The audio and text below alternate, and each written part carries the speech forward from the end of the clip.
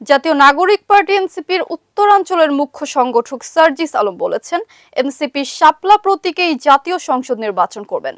শাপলা ছাড়া নির্বাচন কমিশনের কোনো অপশন নেই। তাছাড়া যে নির্বাচন কমিশন একটি দলকে প্রতীক দিতে পারে না, তারা জনগণের কাছে নির্বাচন নিয়ে আস্থা হারাবে।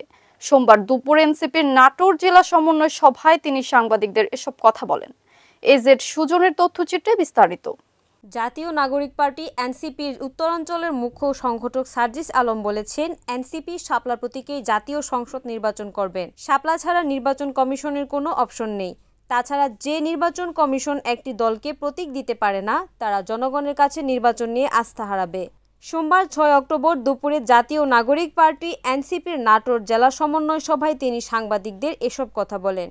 এ সময় সার্জিস আলম বলেন, আসন্ন জাতীয় সংসদ নির্বাচনে এনসিপি জোটবদ্ধভাবে কারো সাথে নির্বাচন করবেন কিনা সে বিষয়ে দলের প্রধানরা বিভিন্ন রাজনৈতিক দলের সাথে আলাপ আলোচনা চালিয়ে যাচ্ছে। এর আগে সাংগঠনিক ভিত শক্তিশালী করতে আগামী নভেম্বর মাসের মধ্যেই সকল জেলা উপজেলা সহ বিভিন্ন ইউনিটি কমিটি দিবে এনসিপি। এ সময় সমন্বয় সভায় জাতীয় নাগরিক পার্টির নাটোর জেলা শাখার প্রধান সমন্বয়ক প্রফেসর এস.এম. জার্জিস কাদির বাবুর সভাপতিত্বে উপস্থিত ছিলেন এনসিপির রাজশাহী বিভাগীয় সাংগঠনিক সম্পাদক ইমরান ইমন, সিনিয়র যুগ্ম সমন্বয়ক আব্দুল মান্নাফ, যুগ্ম সমন্বয়কারী আব্দুল্লাহ আল নোমান পিয়াস সহ অন্যান্যরা। এ সময় সমন্বয় সভায় জেলা উপজেলার নেতৃবৃন্দরা উপস্থিত ছিলেন। একদম স্পষ্ট লাইন, যেহেতু আমাদের শাপলা প্রতীক পেতে আইনগত কোনো বাধা নেই, তাই এনসিপি আগামী নির্বাচনে শাপলা প্রতীকেই অংশগ্রহণ করবে, অন্য কোনো অপশন নেই। আমরা নির্বাচন কমিশন তাদের জায়গা থেকে আমরা অনুরোধ করব, তারা যেন নিজেদের স্ট্যান্ডার্ডের প্রমাণ দেয়, তারা যেন ওই মার্কা যেগুলো আছে, যেগুলো বাংলাদেশের মানুষের সামনে যে কোনো একটা রাজনৈতিক দল, অতীতের বর্তমানের কিংবা আগামীর যে কোনো একটা রাজনৈতিক দল যেই মার্কাটা নিয়ে একটা ডিগনিটি শো করে তারা তাদের জায়গা থেকে নির্বাচন করতে পারবে, জনগণের কাছে যেতে পারবে, ওই ধরনের মার্কা আমরা তাদেরকে ওই লিস্টে ইনক্লুড করতে বলবো। এবং যেগুলো মানুষের হাসির খোরাক যোগায়, সেগুলো যে কোনো দলের জন্যই সেগুলো আসলে থাকা উচিত না। এটা তাদের স্ট্যান্ডার্ডের প্রশ্ন, এটা তাদের রুচিবোধের প্রশ্ন। আমরা আহ্বান করবো তারা যেন এটা নতুন করে এই তালিকাটা ঠিক করেন তাদের জায়গা থেকে।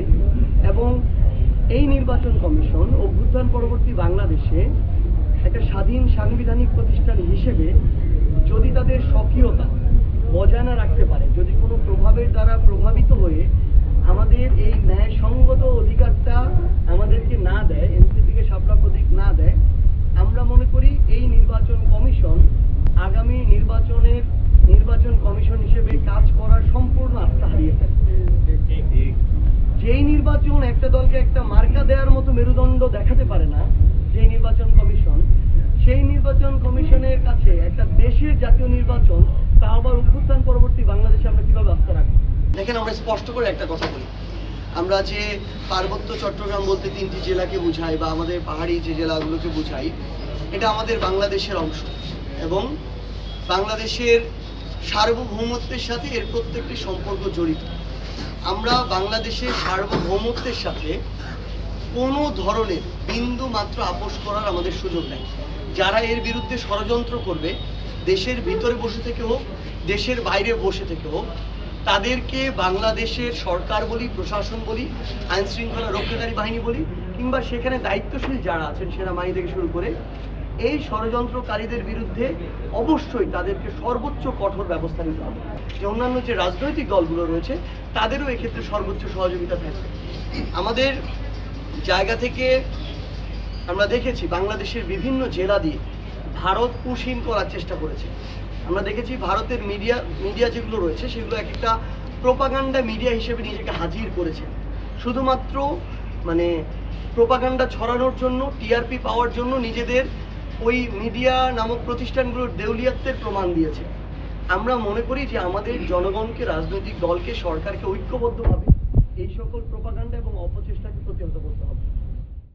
Report A Z Sujan, NNTV, Natore.